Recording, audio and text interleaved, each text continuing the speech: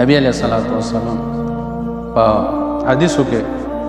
یو دعا ښودلې ده، وایي چې څوک دغه دعا سحر وایي نو تر ماښامه پورې چې دته څومره انعامات ملاویږي که نه د الله د طرف نه، نو ده د هغې ټولو شکریه ادا کړه.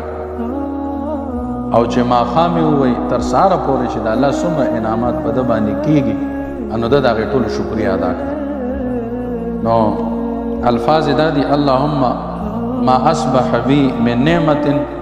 او باحد من خلقك فمنك. و یا الله وی تا چې